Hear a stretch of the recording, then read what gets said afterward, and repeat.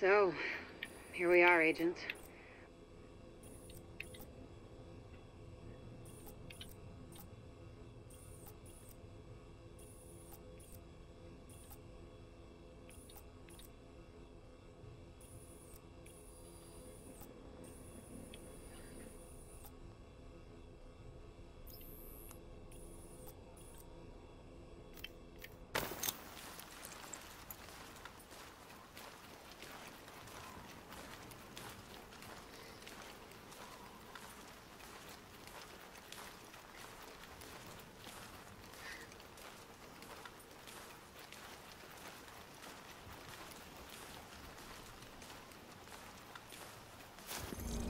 So, here we are, Agent. We've made a pretty good team, I think. Done a lot for this city. A lot more than people thought we could. You and I both know this isn't exactly a happy ending. Our favorite homicidal traitor, Keenera, is still out there, and he's still got Chernenko with him.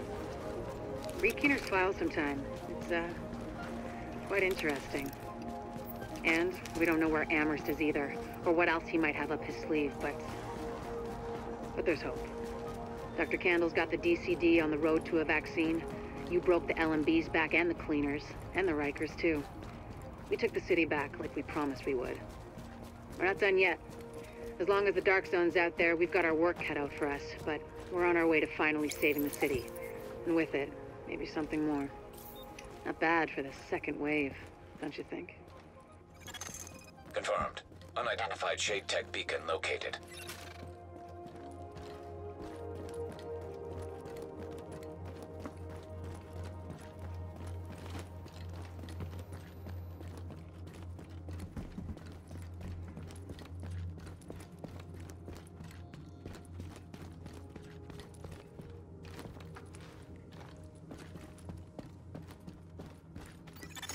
Active Echo beacon detected.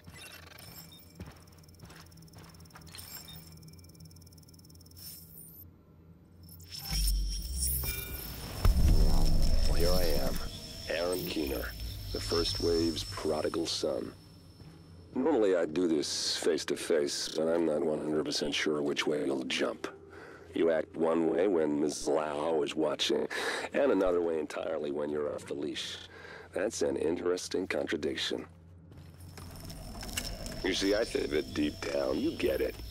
You know, the old rules, laws, governments, those things died on Black Friday. But the feral PMCs, the convicts, the ones smart enough and good enough to take what they need, they'll survive. Me? I'm gonna prosper. Oh, you could too, but you took an oath, right? You got a duty. Those are both ways of saying that your conscience is fucking you. You ask yourself, who has earned a right to tell you what to do? Do you know how many agents died to hold the Dark Zone just for the brass to give up and put a wall around it? You don't believe me? You should check the place out for yourself. But the people you're working for, they're irrelevant now. Amherst changed how the game is played, and I have got the vision to win. I got Chernenko, I got a DNA printer, and a very interesting recipe book. I'm gonna write my own rules.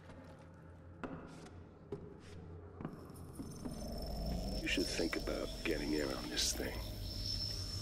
I'll be seeing you.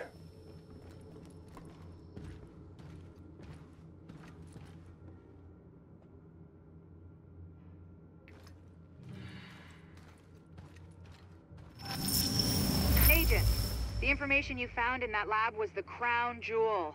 I think we can break this thing now. But we've got some more information. A voice from the grave. Listen to what Amherst has to say.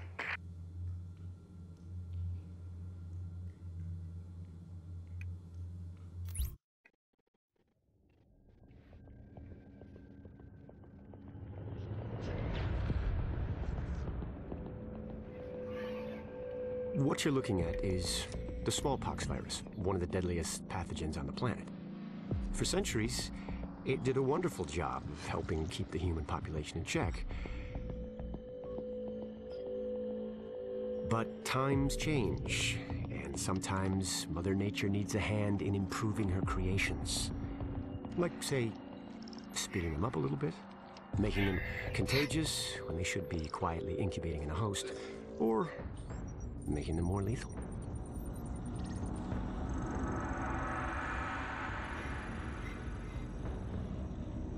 I didn't come up with the approach on my own.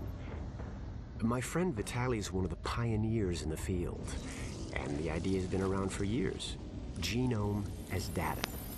You see, once we digitized DNA, we made it infinitely mutable. We could do 1,000 virtual variations in the time it used to take to grow a 1 lab grade generation of pathogens. And we could pick the best, most lethal combinations and make them real. That's how you make a killer virus, you see.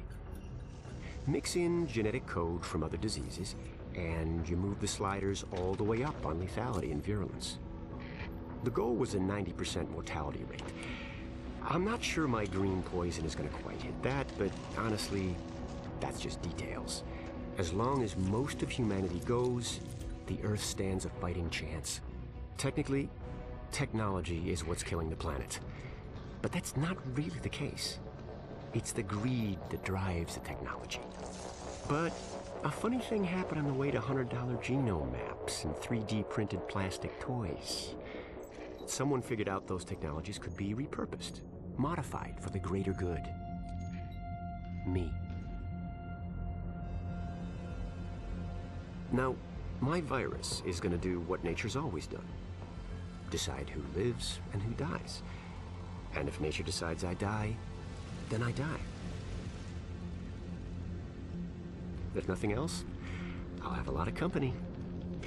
Natural selection at its finest, helped along by a little unnatural genetic manipulation. It's all data, really. Life's just a method of processing it. The same way I processed the smallpox genome on my laptop. And who's to say that wasn't the plan all along? If, by some miracle, you survive green poison, then nature's decided you deserve to live. The rest of us shouldn't and won't. Godspeed. I'll see you in hell.